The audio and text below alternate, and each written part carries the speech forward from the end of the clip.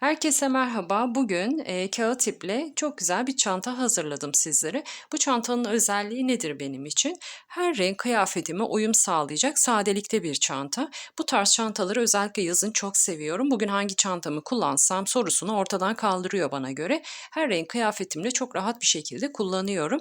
Askısını ben deri askı olarak yaptım ama siz dilediğiniz askıları kullanabilirsiniz. Kendi ipinden örerek de askı yapabilirsiniz. Dediğim gibi bu tarz çantaları özellikle yazın kullanmayı çok seviyorum.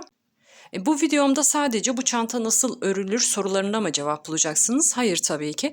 Ben çantamı oval taban üzerine yaptım. Anlatmış olduğum bu oval taban ile kendinize farklı çantalar da hazırlayabilirsiniz. Ayrıca şu sorunun yanıtı da yine videomda yer alıyor. Oval tabanınızı ördüğünüzde gövde genişliği, çantanızın gövde genişliği ne ölçüde olur? Bu tarz sorulara da yanıt bulacaksınız videomda. Ayrıca bu tarz askılar yani deri askılar aldığınızda diyelim ki size uzun geliyor. Bunun kısaltmasını nasıl yapabilirsiniz? Nasıl kendi beden ölçünüze göre ayarlayabilirsiniz? Bu soruların da yanıtını yine videomda bulacaksınız. Yine sormak istediğiniz farklı şeyler olursa videomun yorumlar kısmına yazdığınızda sorularınızı en kısa sürede cevap veriyorum. Zaten beni takip edenler bilir. Hiçbir soruyu elimden geldiğince yanıtsız bırakmıyorum. Çantamın yapımında dediğim gibi kağıt ip kullandım ve 350 gram kadar ip kullandım. Tabii ki farklı boyutta çalıştığınızda bu ip miktarı değişecektir. Yine anlatımından faydalanarak bu çantayı kağıt iple örebilir, rafya iple örebilir, makrame iple örebilir ya da koton iplerle de örebilirsiniz. İpinizin kalınlığına ve inceliğine göre tabii ki yine boyutlarda değişiklik olacaktır. Ama tabanınızdaki ölçüye göre gövde genişliği ne şekilde olur? Tabii ki bu sorunun yanıtını videomda bulduğunuz için istediğiniz ölçülerde yine çanta boyutuna sahip olursunuz çantanızı tamamladığınızda. Şimdi sizleri daha fazla bekletmeden anlatıma geçmek istiyorum. Çantamızı örmeye taban kısmından başlayacağız. Oval taban yapacağız. 30 adet zincir çekeceğim. Siz dilediğiniz uzunlukta zincir çekebilirsiniz. Zincir çekmek için nasıl yapıyorduk? Şöyle bakın. Kendi etrafında doluyorum. Küçük bir halka oluşturuyorum. Sonra örmeye devam edeceğim ipi tığım başıyla çekerek oluşturduğum halkadan geçiriyorum. Bakın bu şekilde. Toplam 30 adet zincir çekeceğim. Tığ numaram da 4. Siz dilediğiniz kalınlıkta tığlarla örebilirsiniz. Gevşek formda bir çanta istediğim için o yüzden 4 numara tığ tercih ettim bu çantamda.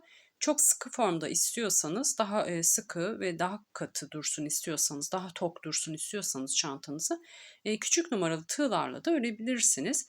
Şimdi zincirimi çekmeye devam ediyorum. Zincir sayımı 30'a tamamlayana kadar örmeye devam ediyorum. 30 adet zincirimi çektim. Şimdi ölçüsünü paylaşmak istiyorum. Hemen şöyle ölçüsünü göstereyim.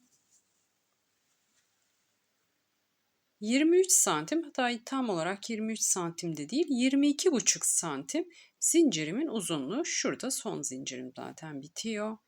22,5 uzunluğu var zincirimin. Dediğim gibi dilediğiniz uzunlukta çekebilirsiniz. Tabii ki tabanımızı bitirdiğimizde bu uzunluk ölçüsü değişecek. Daha uzun formda bir tabanımız olacak. Şimdi hemen tabanımızı örmeye başlıyoruz. 30 adet zincir çektim. Şu baştaki ve sondaki 2 adet zincirim, yani birinci ve 30. zincirim arttırma noktalarımız olacak. Ortada 28 adet zincirimiz kalıyor. O zincirimizde ise hiçbir şekilde arttırma yapmayacağız. Onlar sabit kalacak. Yani şu ortadaki 28 zincir hep 28 olarak örülecek. Sadece başlangıçta ve son kısımda arttırma yapacağız. Şimdi bir zincir daha çekiyorum 30 zincirinden sonra. Yani 31 zincir oldu şu an. 30. zincire batarak bir tane sık iğne yapıyorum. Aynı noktaya tekrar batıyorum. Bir tane daha sık iğne yapıyorum. Burası bizim köşe noktamız, yani dönüş noktamız. Burada size tavsiyem ilk sık iğnenize bir tane iğne takın. Hatta ilk sık iğnenize takmayabilirsiniz ama son sık iğnenize mutlaka bir tane iğne takın. Çengelli iğne ya da belirteçte takabilirsiniz. Şimdi 28 adet sık iğne örüyorum. Her bir zincire birer adet sık iğne yaparak 28 adet sık iğne örüyorum. Bakın her bir zincire batıyorum. Zincir boşluğuna ve birer adet sık iğne yapıyorum. Bu şekilde şu ilk zincire gelene kadar sık iğne yapmaya devam edeceğim. Şuradaki birinci zincir bizim yine dönüş noktamız ve arttırma noktamız olacak. Şimdi örmeye devam edelim. Birinci zincirimize geldiğimizde tekrar görüşelim. Sık iğnelerimi yaptım. İlk zincirime kadar geldim. Şimdi bu bizim birinci zincirimizdi.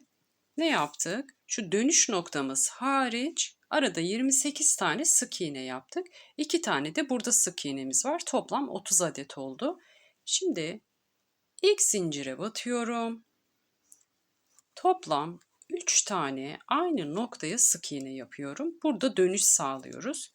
Bakın bir tanesini yaptım. Yine aynı noktaya batıyorum. Bir tane daha yapıyorum.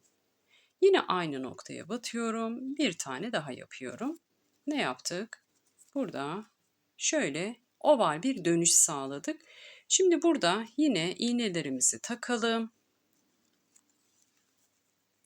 İlk sık iğneyi ve son sık iğneyi çengelli iğnemizi takıyoruz. Şimdi örmeye devam ediyoruz. Hemen bir sonraki sık iğneye batıyorum. Bakın dibindeki ilmekler kendilerini belli ederler zaten. Şöyle örerek geldik zaten. Her bir sık iğneye birer adet sık iğne yapacağız. Şu köşe noktamız, şuradaki köşe noktamızda hariç yine arada 28 tane sık iğne öreceğiz. Şimdi hemen ilk sık iğnenin dip boşluğuna batıyorum. Bir tane sık iğne. Bir sonrakine geçiyorum. Bir tane sık iğne. Bir sonrakine geçiyorum. Bir tane sık iğne. Bu şekilde arada toplam 28 adet sık iğne yapacağım. Şuraya başladığım noktaya kadar geleceğim. Başladığım noktaya geldim. Şimdi şuradaki 30. zincire ne yapmıştık? 2 tane sık iğne yapmıştık. İğnemi çıkarttım şimdi daha anlaşılır olması için. Şu 2 tane sık iğnemizi yapmıştık. Yine aynı noktaya bir tane daha sık iğne yapıyorum. Buradaki sık iğne sayımı da diğer köşemde olduğu gibi 30'a tamamlıyorum. Yani birinci zincire ve 30. zincire ne yaptık? 3'er adet, 3 buraya, 3 de buraya sık iğne yaptık. Toplam 6 adet oldu.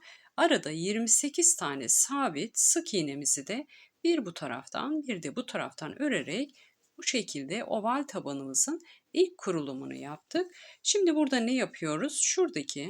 Şimdi buraya bir tane daha sık iğne yaptık 30. zincire. İlk yapmış olduğumuz sık iğnenin tepe boşluğuna batıyorum. Direkt battım bakın. Kaydırma tekniğiyle sıramı bağlıyorum. Burada ne yapıyorum? Bir zincir çekiyorum. Aynı noktaya batıyorum. İlk zincirimize battık, sıra bağladık. Aynı noktaya batıyorum. Bir tane sık iğne. Yine aynı noktaya batıyorum. Bir tane sık iğne. Şu bizim 30. zincirimizdeki sık iğnelerimizden bir tanesi. Onun da tepe boşluğuna batıyorum. Bir tane sık iğne. Tekrar aynı noktaya batıyorum. Bir tane sık iğne. Şimdi burada toplam 4 tane sık iğne yaptık. Birinci ve ikinci zincirimize battık. Köşe noktamızdaki birinci ve ikinci zincirimize batarak ikişer adet sık iğne yaptık. Toplam 6 adet olacak. Altıncıyı ise nerede tamamlayacağız? Beşinci ve altıncıyı. Şurada aynı noktaya batarak bir tane daha sık iğne yaptık. Aynı burada olduğu gibi 3 tane sık iğne yaptık köşe noktamıza, yani şurada olduğu gibi. Buraya da 2 tane daha yapacağız. Toplam bu köşeye 6 adet sık iğne yapmış olacağız. Yine en son yaptığım sık iğnenin tepe boşluğuna iğnemi takıyorum. 4. sık iğnemin tepe boşluğuna taktım. Karışmasın diye yapıyorum bunu. Şimdi aradaki diğer köşeye gelene kadar aradaki 28 sabit sık iğnemi örmeye devam ediyorum.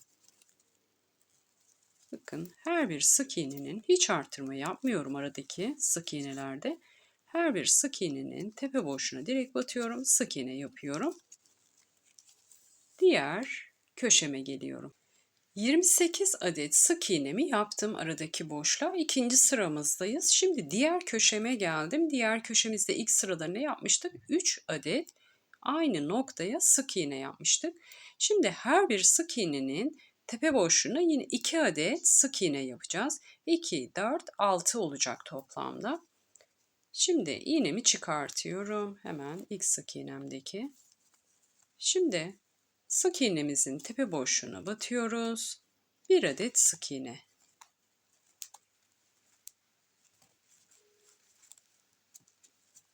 Aynı noktaya tekrar batıyorum. 1 adet daha sık iğne. Şimdi burada karışıklık olmaması adına hemen ilk yapmış olduğum sık iğnenin tepe boşluğuna iğnemi takıyorum. Şu başlangıç noktasında çok fazla karışıklık olmaz ama şurada karıştırabiliriz diye ben yine de her ihtimale karşı iğnemi takıyorum başlangıç ve bitiş noktasına. Şimdi ikinci sık iğnemizin tepe boşluğuna geçiyoruz. Aynı noktaya yine 2 adet sık iğne. Toplam 4 adet oldu şimdi. Ve üçüncü sık iğnemizin tepe boşluğunu da geçerek ikişer adet aynı noktaya sık iğne yapıyorum. İlk sırada 3 adet olan sık iğnelerin sayısını 6'ya çıkartmış olduk. Şimdi hemen 6. sık iğnemin tepe boşluğuna taktım iğnemi ve aradaki 28 adet sabit kalan sık iğnelerimi örmeye devam ediyorum. Her bir sık iğnenin tepe boşluğuna birer adet sık iğne.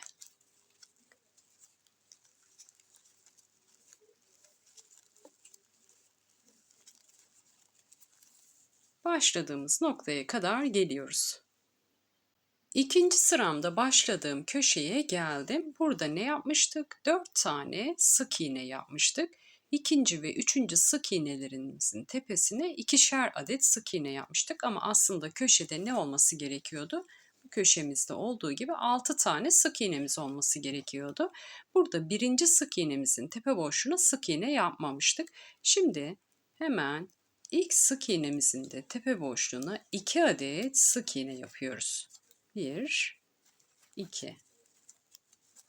Burada yine kaydırma tekniğiyle ikinci sıramızdaki ilk sık iğnemizin tepe boşluğuna batıyoruz.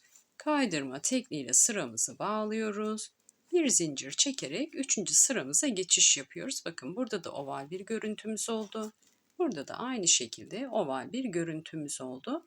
Şimdi hemen ilk sık iğnemizin tepe boşluğuna 2 adet sık iğne. Üçüncü sıramıza geçtik. İlk sık iğnemizin tepe boşluğuna 2 adet sık iğne yaptık. Şimdi bir sonraki sık iğnenin tepe boşluğuna geçiyorum. 1 adet. Yani bir çift, bir tek sık iğne yapacağız. Şimdi 1 adet sık iğne yaptım. Bir sonrakine geçtim. Bir sonraki sık iğnenin tepe boşluğuna geçiyorum. 2 adet sık iğne yapıyorum aynı noktaya. Şimdi bir sonrakine geçiyorum. Oraya da 1 adet sık iğne yapıyorum. Hemen son sık iğnemin tepe boşluğuna iğnemi taktım. Köşemizde bu sefer toplam 9 adet olacak. Şimdi biz kaç tane yaptık? 2, 4, 6 tane. 3 tanesini de şuraya geldiğimizde yapacağız. Şimdi diğer köşemize kadar aradaki sabit kalan sık iğnelerimi örmeye devam ediyorum. Bu araları artık göstermeyeceğim. Burası hep sabit kalacak. Yani tabanımızı ördüğümüz sürece bu aradaki 28 adet, burada da 28, burada da 28 sık iğne sabit kalacak. Sadece köşelerde artırma yapıyoruz. O yüzden buraları artık göstermiyorum. Şimdi 28 adet sık iğnemi örerek diğer köşeme geliyorum. Diğer köşeme geldim. Yine arttırma noktasındayız. Şimdi hemen iğnemi çıkartıyorum. Ne yapmıştık? 2 tek bir çift yaparak arttırma yapmıştık başlangıç noktamızda. Yine aynı şekilde. İlk sık iğnemizin tepe boşluğuna batıyoruz. Bir tane sık iğne. Tekrar aynı noktaya batıyorum. İkinci sık iğnemi yapıyorum. Bir sonraki sık iğnenin tepe boşluğuna 1 adet, bir sonraki sık iğnenin tepe boşluğuna 2 adet aynı noktaya. Şimdi tek batacağım. Bir sonraki sık iğnenin tepe boşluğuna bir çift bir tek. Son arttırmamız yine aynı noktaya 2 adet. Bir sonrakine yani son sık iğnemizin tepe boşluğuna ise 1 adet.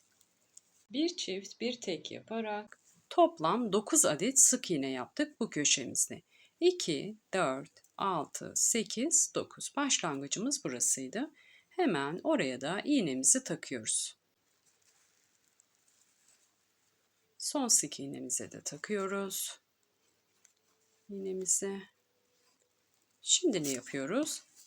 Aradaki 28 adet sabit sık iğnemizi örerek başlangıç noktamıza geliyoruz. Üçüncü sıramda ilk köşeme geldim. Yani başladığım noktaya geldim. Bakın arttırmaya şuradan başladık. Şimdi şurada 2 tane sık iğnemiz var. Arttırma yapacağımız. Birinci ve ikinci sık iğnelerimiz. Biz ne yaptık? 3, 4, 5 ve 6. sık iğnelerin üzerinde arttırma işlemleri yaptık.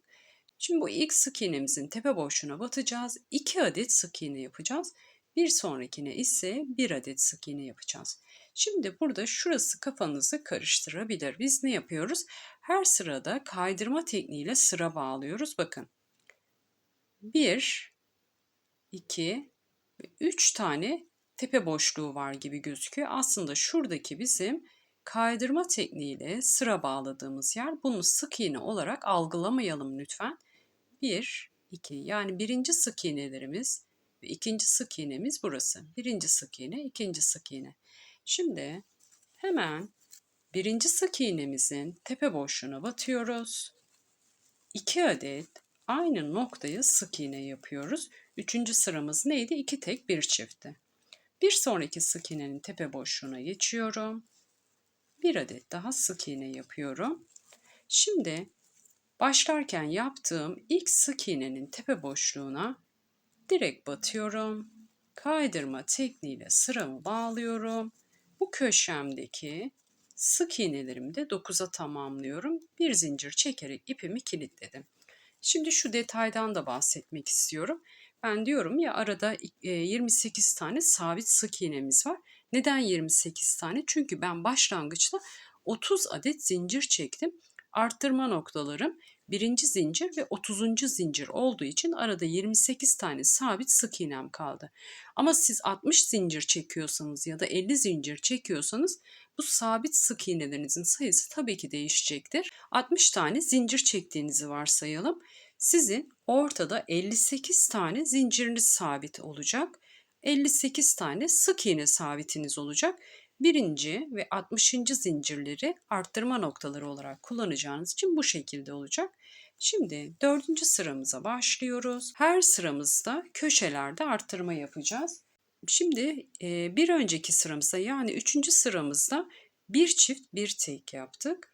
Burada ise 2 tek bir çift olarak başlayacağız. Çift batacağım noktaları üst üste getirmemeye çalışıyorum ki köşelenmeler oluşmasın. Şimdi sıramızı bağladığımız noktadayız. Bir zincir çektik.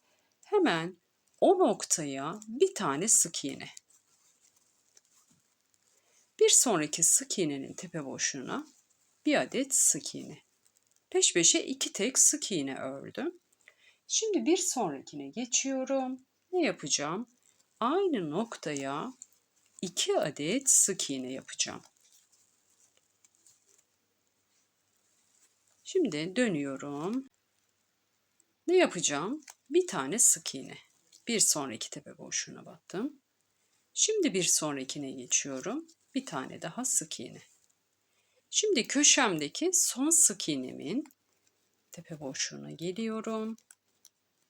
Oraya 2 adet sık iğne aynı noktaya. Ne yaptık? 2 tek bir çift olarak sık iğnelerimizi ördük. Her sırada köşedeki sık iğnelerimiz 3'er adet artacak. Ne yaptık? 3, 6, 9. Burada ne olacak? 12. 1, 2, 3, 4, 5, 6, 7, 8. 4 taneyi ise şuraya geldiğimizde tamamlayacağız. Toplam 12 adet sık iğnemiz olacak 4. sıramızda köşede. Şimdi ne yapıyoruz? Diğer köşemize kadar 28 adet sabit sık iğnemizi örüyoruz. Diğer köşemize geliyoruz. 4. sıramda ikinci köşeme geldim. Şimdi arttırmalarımızı yapacağız. Hemen iğnemi çıkartıyorum. Ne yapıyorduk? 2 tane tek sık iğne yapıyorduk. Şimdi ilk sık iğnenin tepe boşluğuna battım, bir tane. İkinci sık iğnenin tepe boşluğuna battım, bir tane. Hemen ilk yapmış olduğum sık iğnenin tepesine iğnemi takıyorum. Şimdi 2 tek sık iğnemi yaptım. Üçüncü sık iğnemizin tepe boşluğuna geçiyoruz. Bir adet. Yine aynı noktaya, yani üçüncü sık iğnenin tepe boşluğuna batıyorum. Bir adet daha sık iğne yapıyorum. 2 tek bir çift yaptım. Bu şekilde sıramızı tamamlıyoruz. Bir sonrakine geçiyorum. Bir tane. Bir sonrakine geçiyorum. Bir tane. Bir sonrakine geçiyorum. 2 tane. Şimdi bir sonrakine geçeceğim. Bir tane. Bir sonrakine geçiyorum. Bir tane. En son sık iğnemizin tepe boşluğuna batıyoruz. Yani köşedeki 9. sık iğnemizin tepe boşluğu aslında. 2 adet sık iğne yaparak buradaki sık iğne sayımızı da 12'ye çıkartıyoruz. Şimdi aradaki sabit 28 adet sık iğnemi örerek başlangıçtaki noktamıza geliyoruz. Yani ilk köşemize geliyoruz. Burada da son artırmamızı yapıp sık iğne sayımızı 12'ye tamamlayacağız. Şimdi buraya kadar ilerliyorum. 4. sıramda ilk köşeme geldim. Şuradan arttırmaya başlamıştık. Bakın 1, 2, 3 tane sık iğne tepe boşluğumuz var. Şurası bizim kaydırma tekniğiyle sıra bağladığımız yer. Sık iğne boşluğu değil. Lütfen tekrar söylüyorum, karıştırmayalım. 1, 2, 3. 2 tek, bir çift yaparak buradaki de son arttırmamızı tamamlayacağız. 8 tanesini zaten ilk arttırmayla yapmıştık. 4 tane de burada sık iğne yaparak yine bu köşemizde 12'ye tamamlıyorum. Şimdi hemen ilk sık iğnenin tepe boşluğuna bir tane, ikinci sık iğnenin tepe boşluğuna 2 tane, ikinci sık iğnenin tepe boşluğuna bir tane ve üçüncü sık iğnenin tepe boşluğuna ise 2 adet sık iğne yaparak buradaki artırma işlemimi de tamamlıyorum. 4. sıramıza başlarken yapmış olduğumuz ilk sık iğnenin tepe boşluğuna batarak kaydırma tekniğiyle sıramı bağlıyorum. Bir zincir çekerek burada da ipimi kilitliyorum. Şimdi 5. sıramıza başlıyoruz. 5. sıramızda ise bir çift 3 tek yapacağız. Hemen sıra bağladığım noktaya ne yapıyorum? Bir tane sık iğne, bir tane daha sık iğne aynı noktaya, bir çift yaptım. Şimdi bir sonrakine bir tane, bir sonrakine bir tane, bir sonrakine de bir tane sık iğne yaparak ne yaptık burada? Bir çift 3 tek sık iğne yaptık. Şimdi bir sonraki sık iğnemizin tepe boşluğuna geçiyoruz. Aynı noktaya 2 adet sık iğne yapıyoruz. Ne yaptık? 3 tane tek sık iğnemiz kaldı. Onların da tepe boşluklarına 3 adet sık iğne yapıyorum. Her birine tek batarak.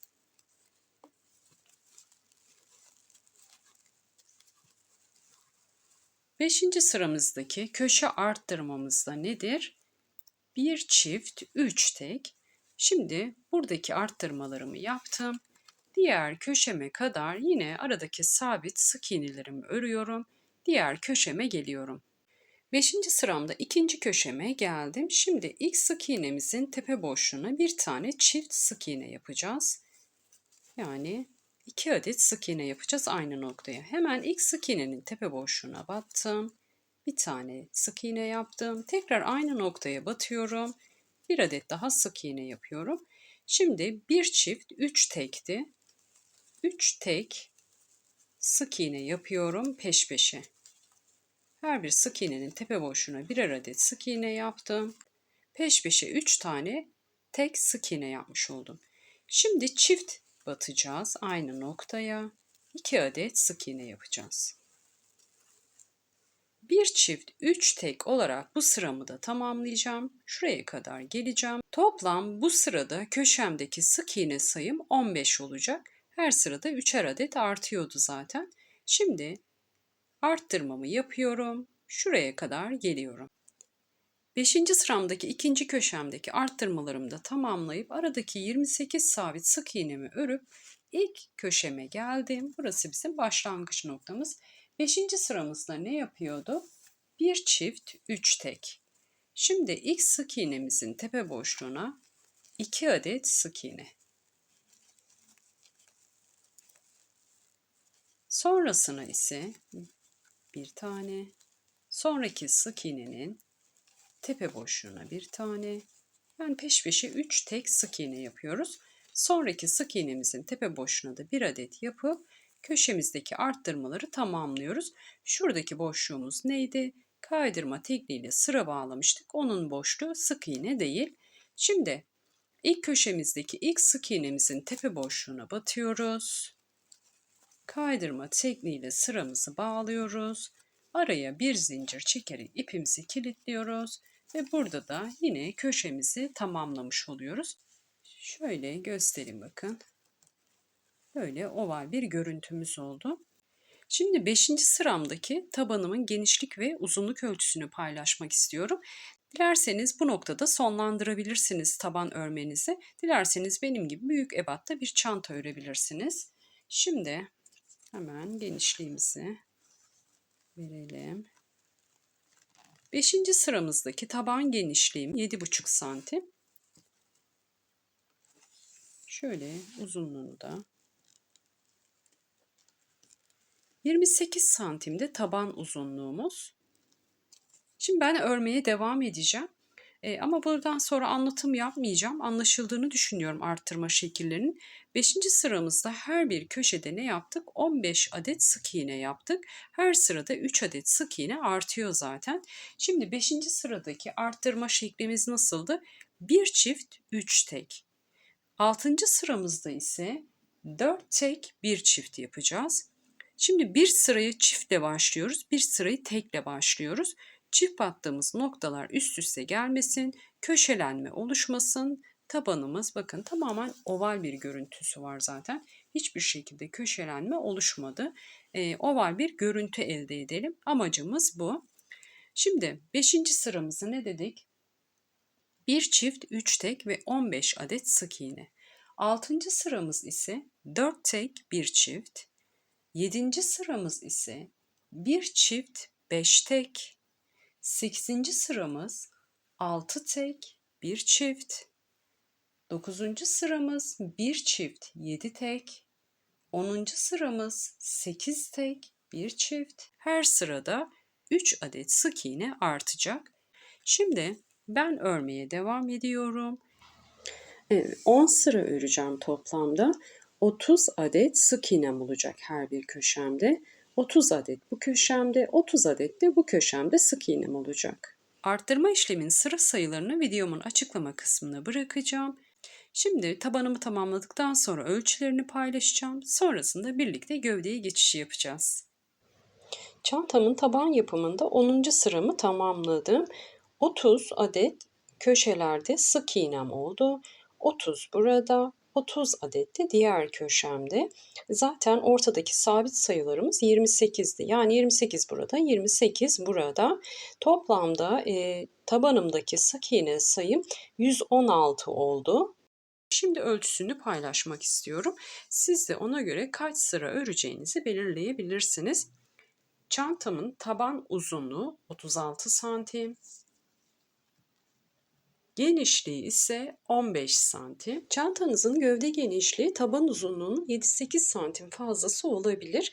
Eğer gevşek örerseniz bu fark 10 santime kadar çıkabilir. Yani benim çantamın taban uzunluğu 36 santimken gövde genişliği ise 43 ve 45 santim arasında olacaktır.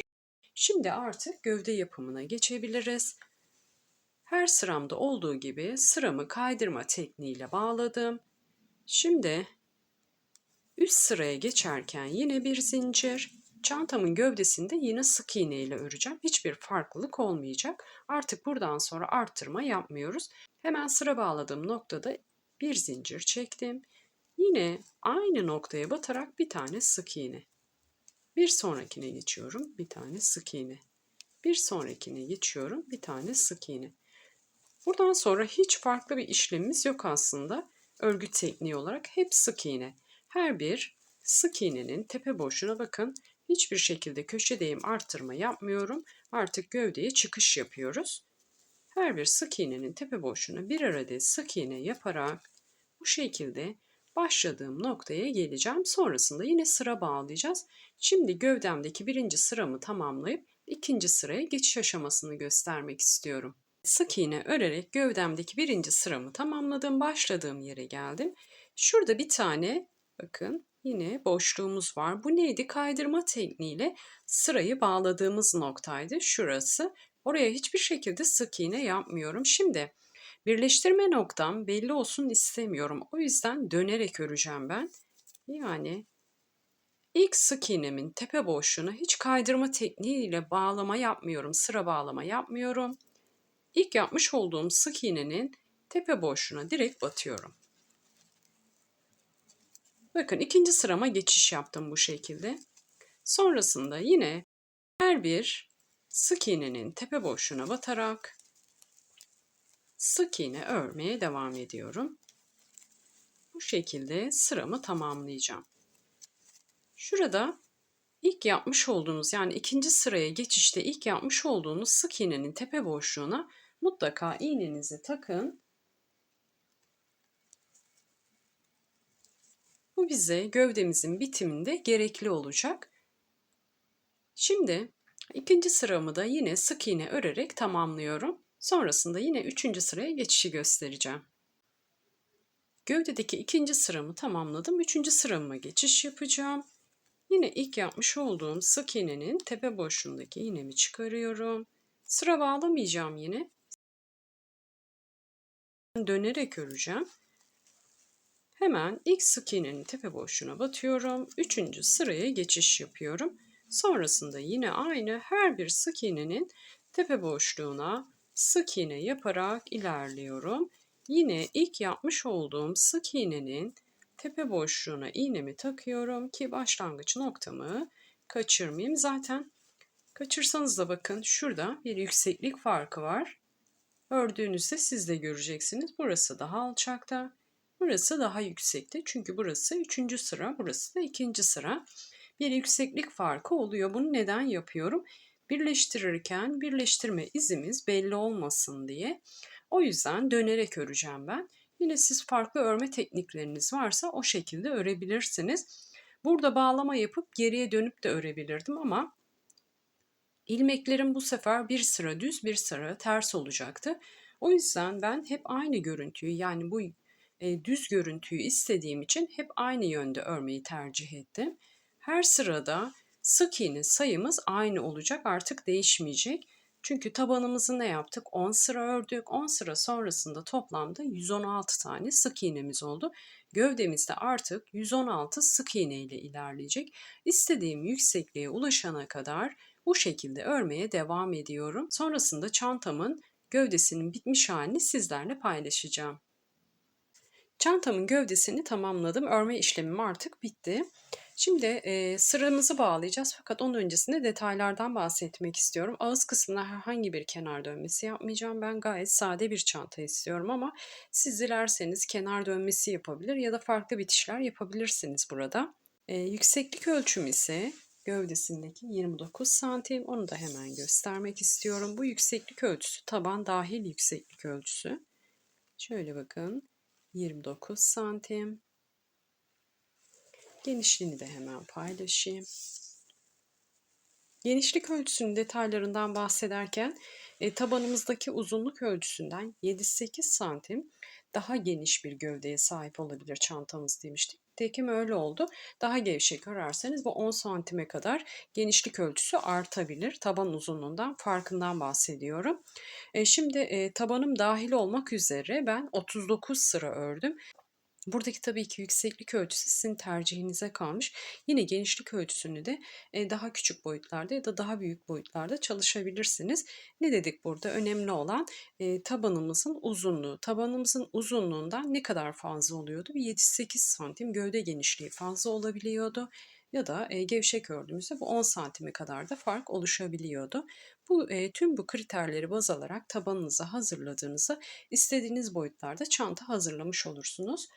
Şimdi bitişi yapmak istiyorum. Sonrasında ise ben deri askı dikeceğim çantama.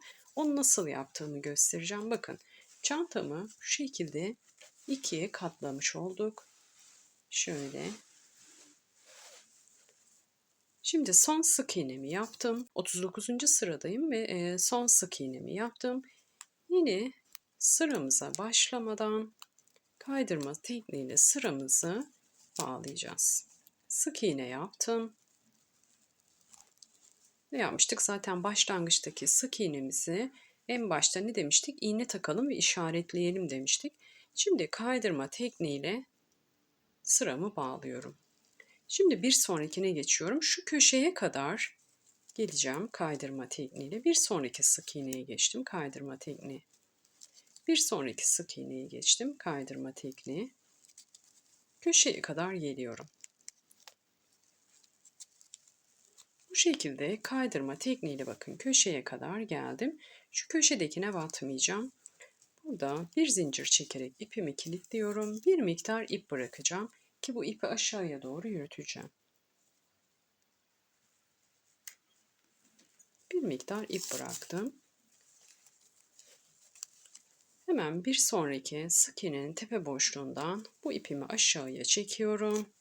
Burada istediğiniz şekilde gizleyebilirsiniz ipinizi. Bu bitişi de yine istediğiniz şekilde yapabilirsiniz. Şöyle sık iğnelerin ilmeklerinden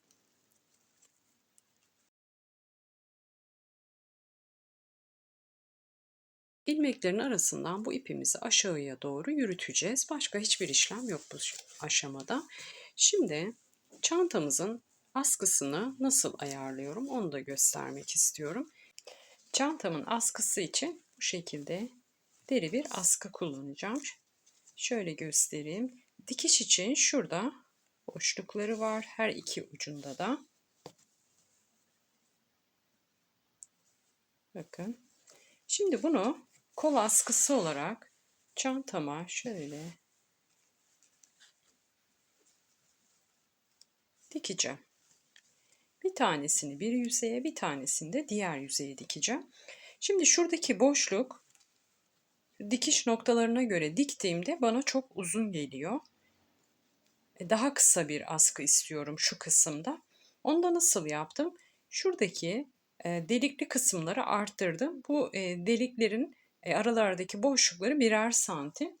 İğneyle şöyle bakın birer santim boşluk bırakarak tekrar ben yukarı kısımlarda delik açıyorum. Böyle uzun geldiğinde. Onu da hemen göstereyim nasıl yapıyorum. Eğer istediğiniz şekilde askı bulamazsanız iğneyle kendi boyunuza göre ayarlayabilirsiniz bakın. Şurası kendi orijinal dikiş yeri.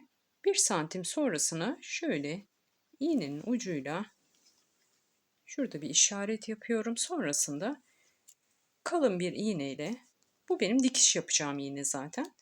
Şöyle iyice yerini belirliyorum. Bu şekilde istediğim sayıda dikiş yeri açıyorum.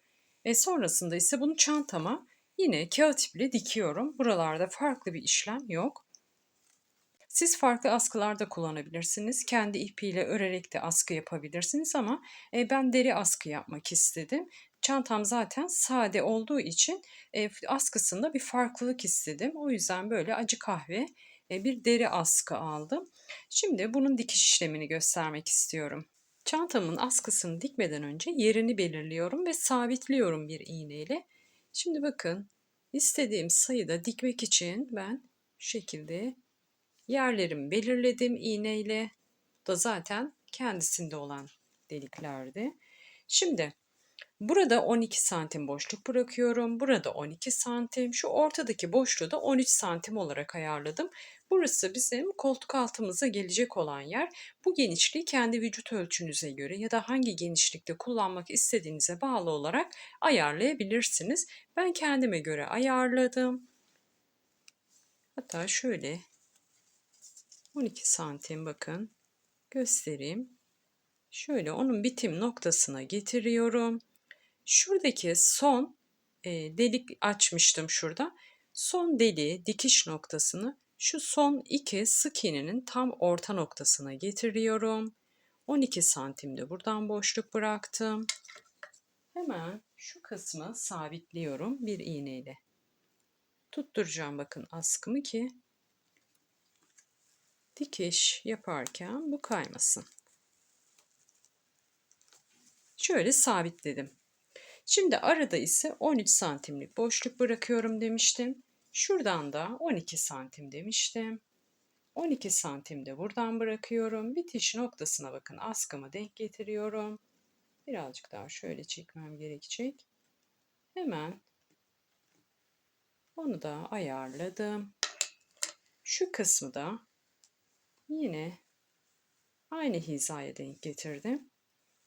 Burada eşit hizalamak çok önemli, çirkin bir görüntü oluşmaması adına. Yine iğneyle o açtığım son dikiş deliğinden çantamı tutturarak askımı sabitliyorum. Bakın ikisini de sabitledim. Şimdi hemen dikmeye başlayabiliriz. Ne demiştim? Kendi ipiyle dikiş yapacağım. Şöyle çaprazlar yaparak dikeceğim. Şimdi ilk kısımdan başlayabilirim. Alt kısımdan başlayacağım. İlk önce içeriden. Burada lütfen yine elimizle çantamızı askısını şu şekilde sabitleyelim. Şimdi küçük bir örnek göstereceğim. Sonrasında dikmeye devam edeceğim. Hemen ilk noktadan iğnemi geçirdim.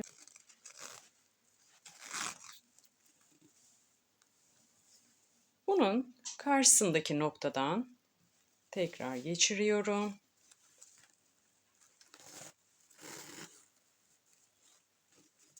Bakın. Şöyle karşılıklı yaptık. Eğri bir şekil ortaya çıktı. Çarpı şeklinde yapacağım.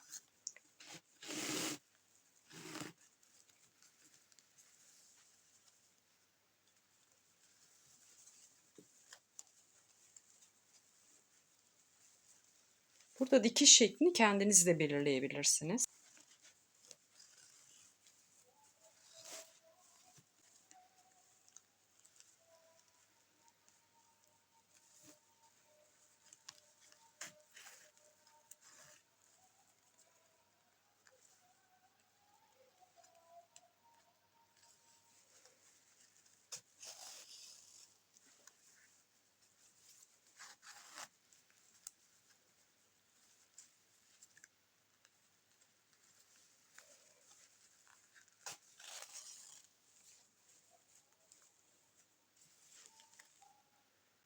Askımın her ikisini de bu şekilde dikeceğim. Sonrasında bitmiş halini sizlerle paylaşacağım.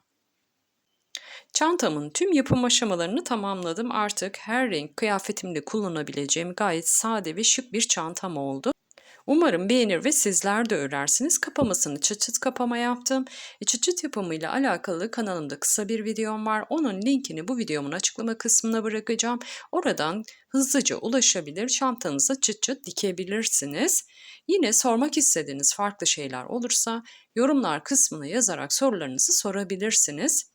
Videomu sonlandırmadan önce lütfen videolarımı kanalıma abone olarak izleyin. Yorum bırakarak ve beğeni bırakarak da beni desteklerseniz çok sevinirim. Diğer sosyal medya hesaplarımın linkini de yine videomun açıklama kısmına bırakacağım. Oradan hızlıca sosyal medya hesaplarıma ulaşabilir ve beni takibe alabilirsiniz. Yine beni desteklemenin diğer bir yolu da sosyal medya hesaplarımdan beni takibe almak olacaktır. Bir sonraki videomda görüşmek üzere. Kendinize çok iyi bakın ve hoşça kalın.